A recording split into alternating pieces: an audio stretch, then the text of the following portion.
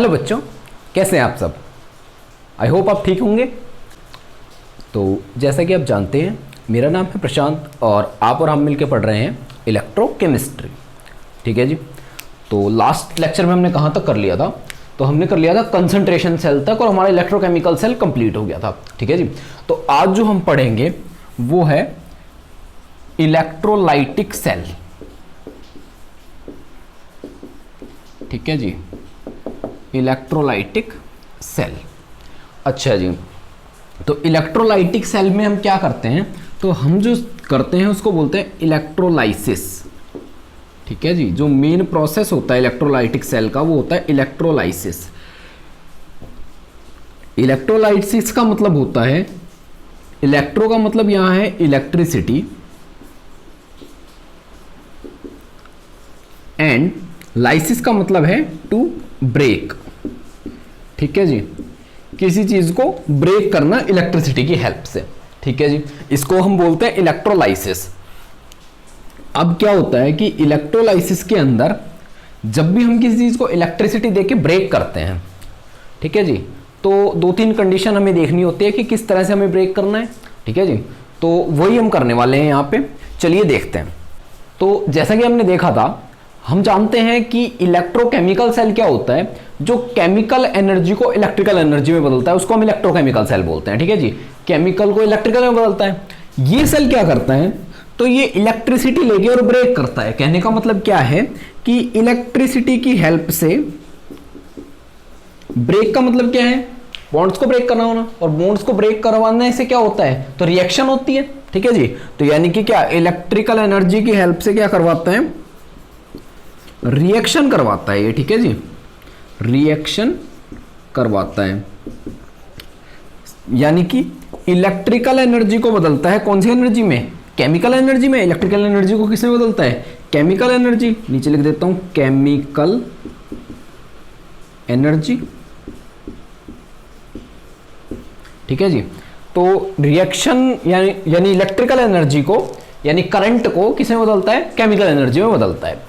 अच्छा, यहां पे जो भी रिएक्शन होंगी वो किस टाइप की होंगी, आइए देखते हैं।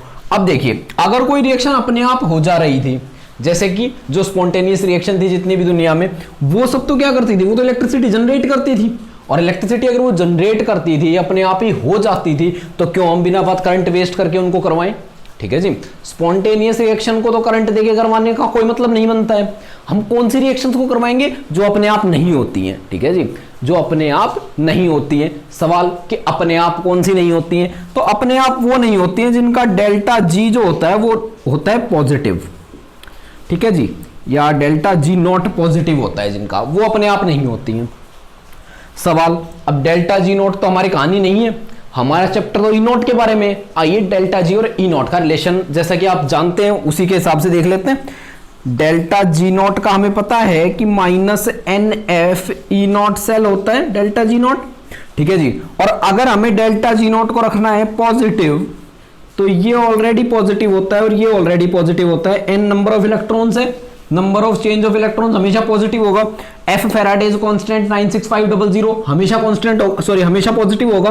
अब आगे नेगेटिव है, अगर इस नेगेटिव को पॉजिटिव बनाना है तो ई not cell must be negative, तभी तो ये पॉजिटिव बन पाएगा, क्योंकि आगे तो नेगेटिव है। ठीक है जी, तो यानी कि नॉन स्पॉन्टेनियस रिएक्शन कौन सी होती है? जिनका ई नॉट सेल जो होता है वो होता है नेगेटिव। ठीक है जी, ई नॉट सेल जो होता है वो होता है नेगेटिव। अब एग्जाम मान सोचिए,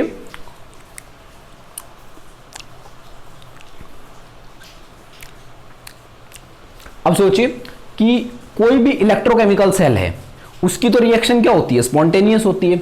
अच्छा, अगर वो स्पॉन्टेनियस होती है तो क्या उससे उल्टी रिएक्शन भी स्पॉन्टेनियस होगी? तो नहीं, बिल्कुल नहीं। देखिए, चलिए एग्जांपल लेते हैं। मान लीजिए zinc plus copper 2 positive give rise to zinc 2 positive plus copper. ठीक है जी, और इसका जो ई नॉट आता है वो क्या आता है? 1.10। ठीक है जी, 1.10 आता है, ये हमने निकाल लिया था। अब हमारे पास सवाल क्या है कि उल्टी डायरेक्शन में यही रिएक्शन, यानी कि zinc 2 plus plus copper will give rise to copper 2 plus zinc.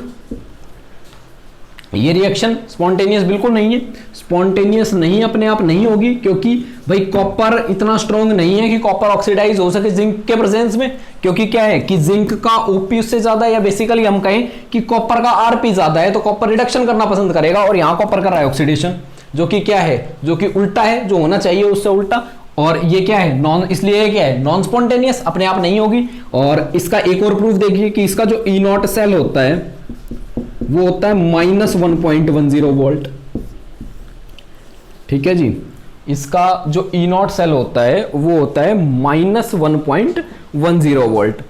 आप कैलकुलेट करके देख सकते हैं। अब क्या है, अब हम देखेंगे कि कैसे हम एक इलेक्ट्रोकेमिकल सेल से एक्सटर्नली इलेक्ट्रिसिटी लगा के एक इलेक्ट्रोलाइटिक सेल बना सकते हैं और उसकी रिएक्शन को उल्टी करवा सकते हैं, या बेसिकली कहें तो एक नॉन स्पॉन्टेनियस रिएक्शन को कैरी आउट करवा सकते हैं। ठीक है जी, कहने का मतलब क्या है कि इलेक्ट्रोकेमिकल सेल लेना है, उसमें बाहर से इलेक्ट्रिसिटी लगानी है और उसको क्या बना देना है, इलेक्ट्रोलाइटिक सेल बना देना है। ठीक है जी, और इलेक्ट्रोलाइटिक सेल में जो रिएक्शन होती है हमेशा कौन सी रिएक्शन हो जाती है, non spontaneous reaction. Electrolytic cell में वही होती है, और यहां पे ये रही अपनी नॉन स्पॉन्टेनियस रिएक्शन जो उस सेल में होने वाली है। ठीक है, आइए देखते हैं। मान लीजिए हमारे पास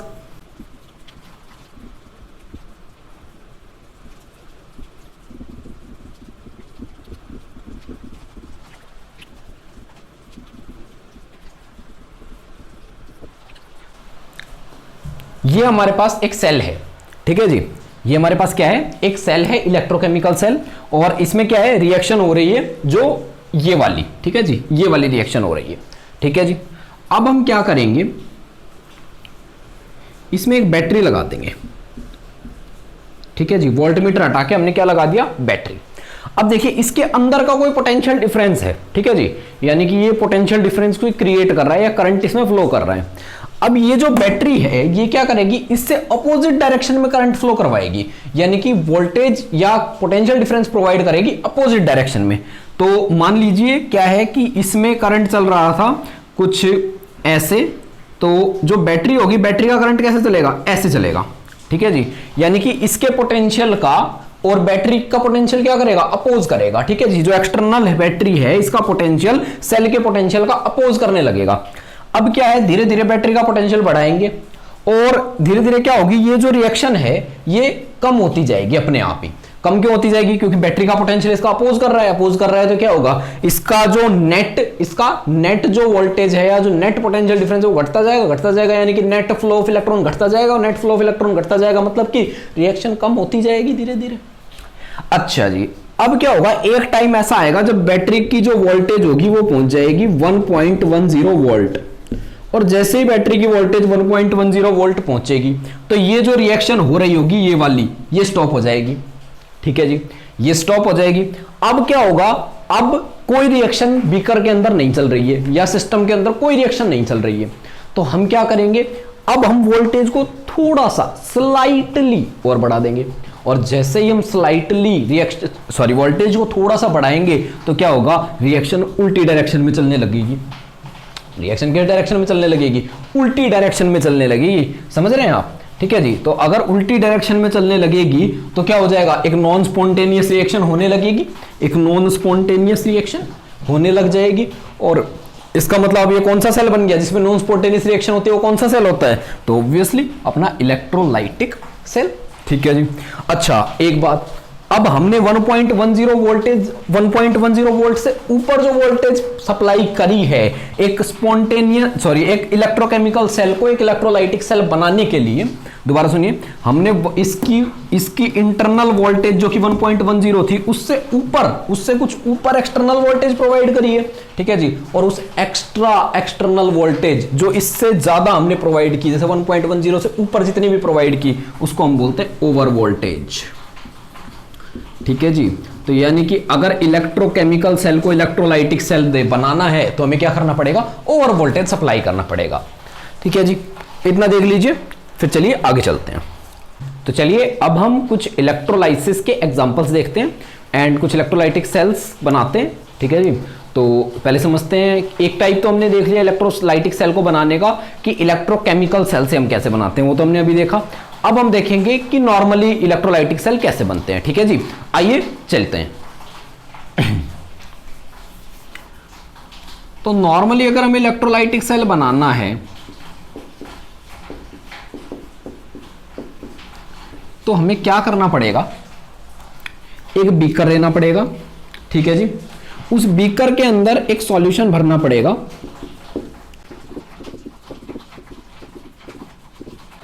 और इस सॉल्यूशन को हम क्या बोलते हैं, तो इस सॉल्यूशन को हम बोलते हैं इलेक्ट्रोलाइट। इलेक्ट्रोलाइट कौन होते हैं, जो आयंस प्रोवाइड करते हैं, विच प्रोवाइड या विच ब्रेक्स इनटू आयंस। ठीक है जी, विच ब्रेक इनटू आयंस। और ये दो तरह की चीजें हो सकती हैं, या तो ये हो सकता है कोई मोल्टन सॉल्ट, मोल्टन सॉल्ट, ठीक है जी, या फिर ये क्या हो सकता है, कोई एक्वस सब्सटेंस हो सकता है।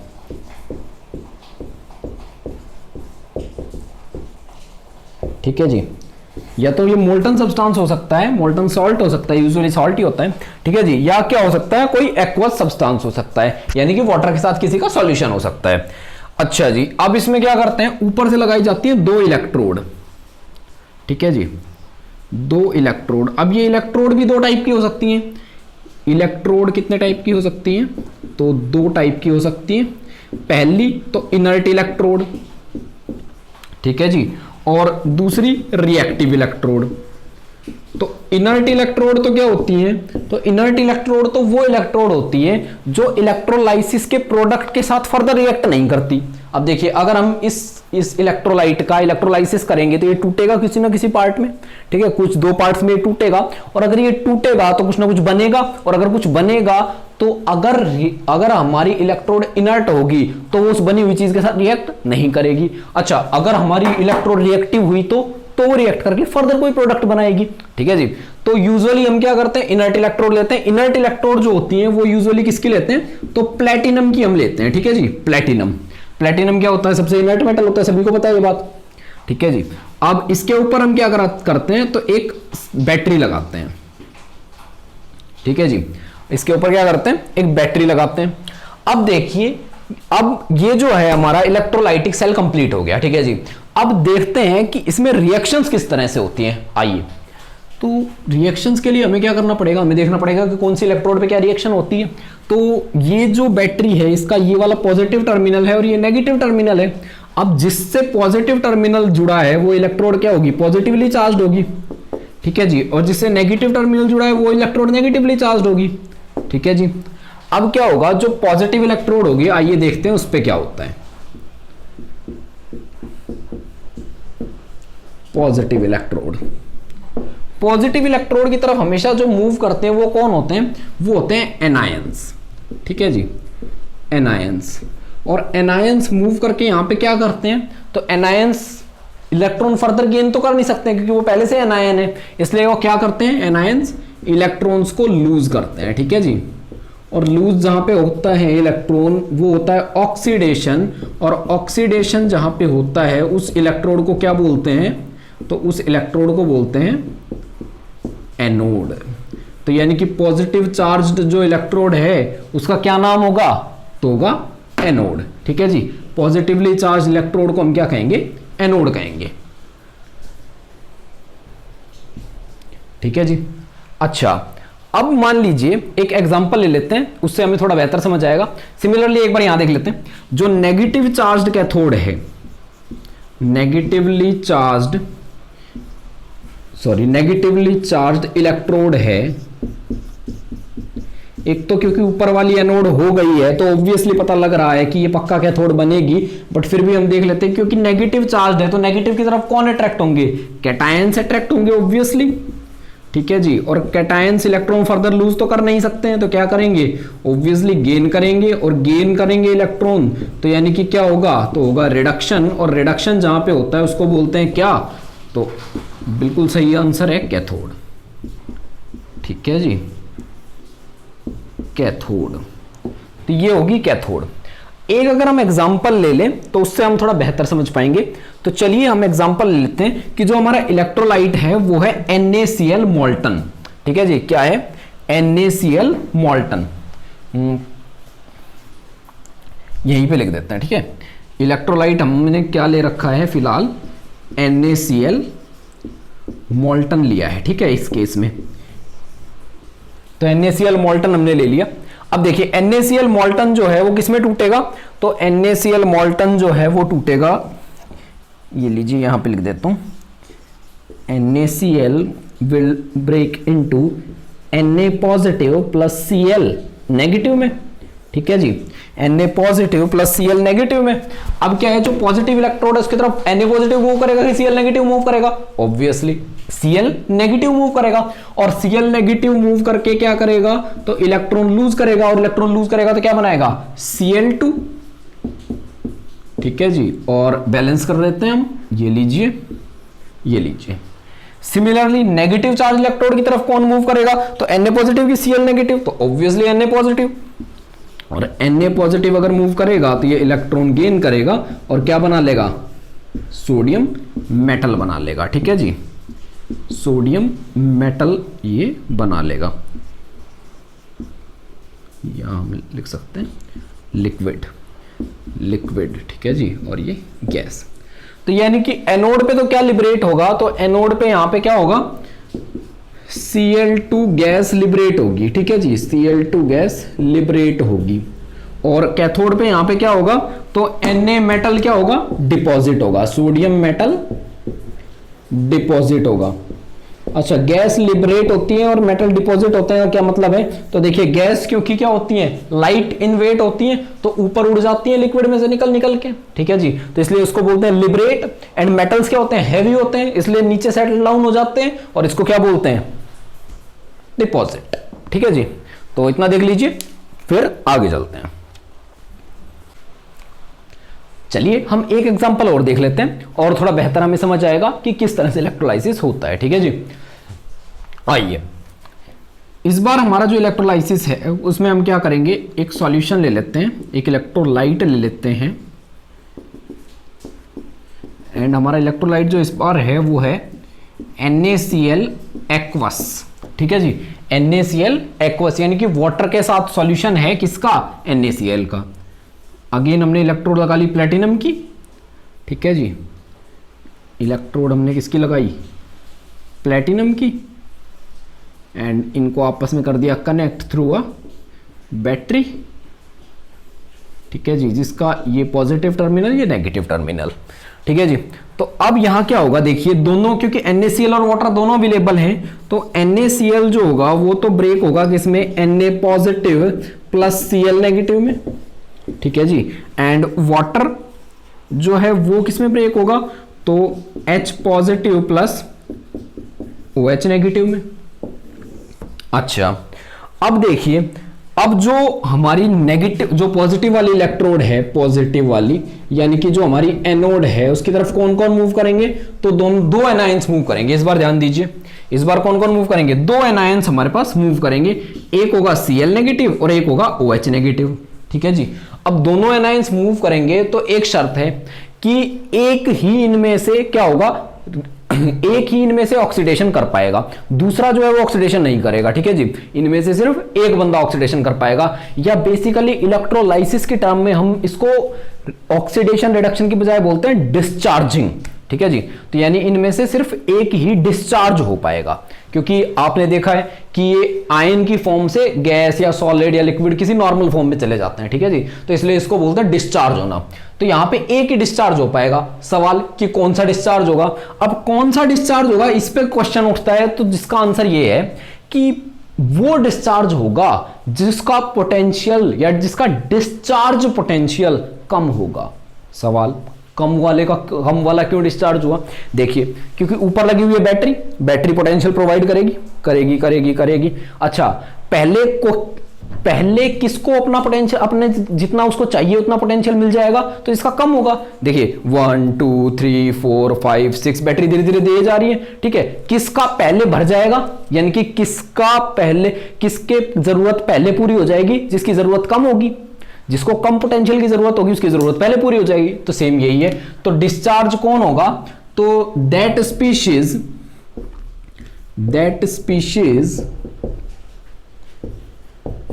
will get discharged which has less discharge potential, सवाल ये है कि ये डिस्चार्ज पोटेंशियल का सवाल पिछले क्वेश्चन में क्यों नहीं आया, क्योंकि वहां पे एनायन और कैटायन एक ही थे, तो भाई एक है तो वही डिस्चार्ज होगा चाहे कितना भी पोटेंशियल लगाना पड़े। अब दो है तो कौन डिस्चार्ज, ये हमेशा ये डिस्चार्ज पोटेंशियल का सवाल कब आएगा, जब कंपटीशन हो, जब एक से ज्यादा एक टाइप के आयन हो, एक से ज्यादा कैटायन हो, एक से ज्यादा एनायन हो, तब क्या होगा, तब ये डिस्चार्ज पोटेंशियल वाला क्वेश्चन हमारे पास आएगा। अच्छा अब देखिए क्या होता है, एक बार डिस्चार्ज पोटेंशियल को समझ लेते हैं कि क्या होता है। तो डिस्चार्ज पोटेंशियल बेसिकली क्या होता है, अगर कैटायन हमारे पास दे रखा है कैटायन, तो जो डिस्चार्ज पोटेंशियल होगा वो होगा ओपी, यानी कि ऑक्सीडेशन पोटेंशियल।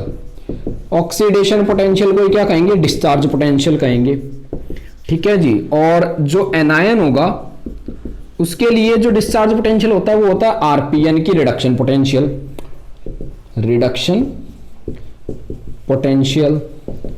अब क्या है, रिडक्शन पोटेंशियल हमारे पास, अब पॉजिटिव की तरफ कौन कौन मूव करेंगे, Cl नेगेटिव और OH नेगेटिव। आइए देख लेते हैं इन दोनों का अच्छा पहले तो ये कैटायन है कि एनायन है, एनायन है, तो इनका क्या स्टडी करना पड़ेगा, ऑक्सीडेशन पोटेंशियल की रिडक्शन पोटेंशियल, तो रिडक्शन पोटेंशियल। अब देख लेते हैं इनके रिडक्शन पोटेंशियल की वैल्यू क्या दे रखी है। तो रिडक्शन पोटेंशियल की वैल्यू हमारे पास दे रखी है E0 Cl2 से Cl नेगेटिव, ध्यान दीजिए क्या है, 0 से -1 रिडक्शन है, ठीक है जी, ये दे रखी है -1.36 वोल्ट, ठीक है जी। इसके अलावा E0 OH negative H2O to OH negative की हमारे पास दे रखी है क्या, 0.41 वोल्ट। ध्यान दीजिए H2O to OH नेगेटिव क्या है, यहां पे भी क्या दे रखा है, आरपी दे रखा है, ठीक है जी। तो यहां पे आरपी दे रखा है हमारे पास 0.41 और यहां दे रखा -1.36, तो इनमें से कौन सा कम है, तो जो कम है वो पहले डिस्चार्ज होगा, ठीक है जी। तो कम किसका है, तो Cl2 का, ठीक है जी। तो इसका मतलब डिस्चार्ज कौन होगा, ये वाला होगा और ये वाला होगा, तो कैसे होगा, तो Cl negative will give rise to Cl2 plus electron, और यहां जाएगा 2 और यहां जाएगा 2, ठीक है जी। अब बात करते हैं किसकी, कैथोड की, कि कैथोड पे क्या होता है। तो कैथोड पे देख लेते हैं, क्योंकि कैथोड यहां नेगेटिवली चार्ज्ड है, तो क्या होगा कि इसकी तरफ एनायन मूव करेंगे, अगेन एनायन भी दो है, Na पॉजिटिव और H पॉजिटिव। अब इनका क्योंकि ये एनायंस है, क्योंकि ये कैटायंस है, इसलिए इनका क्या देखना पड़ेगा, ओपी देखना पड़ेगा, ऑक्सीडेशन पोटेंशियल। कैटायंस का हमें, कैटायन कौन कौन है, Na पॉजिटिव और H पॉजिटिव, और क्योंकि ये कैटायंस है इसलिए हमें इनका क्या देखना पड़ेगा, ओपी देखना पड़ेगा, ऑक्सीडेशन पोटेंशियल, ठीक है जी। और ऑक्सीडेशन पोटेंशियल की वैल्यू एक बार हम देख लेते हैं। तो हमारे पास दे रखा है E0 Na to Na positive, हमारे पास दे रखा है हमारे पास 2.71 वोल्ट। अच्छा ये निकाला कैसे, तो हमारे पास इलेक्ट्रोकेमिकल सीरीज में E0 Na positive to Na की वैल्यू होती है, आरपी होता है, और आरपी को नेगेटिव लगा के हम क्या बना देते हैं, ओपी बना लेते हैं, ठीक है जी। यानी कि हमने कहां से, इलेक्ट्रोकेमिकल सीरीज से ही देखा है ये भी। And E0 H2 to H positive हमारे पास कितना होता है, H positive to H2, H2 to H positive कितना ही होता है, 0 वोल्ट। अच्छा जी, इन दोनों में से कौन कम है, Na पॉजिटिव की H पॉजिटिव, तो H पॉजिटिव वाला कम है, तो ऑब्वियसली डिस्चार्ज कौन होगा, H पॉजिटिव। तो H positive plus electrons will give rise to H2, ठीक है जी। और अगेन 2 एंड यहां पे तो 2 पहले से ही है, एंड ये है एक्वस एंड ये है गैस। सिमिलरली ये है एक्वस एंड ये है गैस। तो देखिए एनोड पे तो हमारे पास कौन लिबरेट हुआ है, एनोड पे तो हमारे पास लिबरेट हुआ है क्या, Cl2 गैस, ठीक है जी। एंड कैथोड पे हमारे पास कौन लिबरेट हुआ है, H2 गैस। तो अगर हम एक्वस NaCl का हम क्या करेंगे, इलेक्ट्रोलाइसिस करेंगे, तो हमें एनोड पे तो Cl2 गैस मिलेगी और कैथोड पे क्या मिलेगी, H2 गैस मिलेगी, ठीक है जी। तो आज के लिए बस इतना ही करते हैं। हमने इलेक्ट्रोलाइसिस के प्रोडक्ट्स देख लिए, इलेक्ट्रोलाइसिस का बेसिक आइडिया हमने ले लिया है, ठीक है जी। नेक्स्ट लेक्चर में इसके बारे में और एनालिसिस करेंगे, ठीक है जी, थोड़ी डिटेल में चलेंगे, ठीक है जी। तब तक के लिए थैंक यू।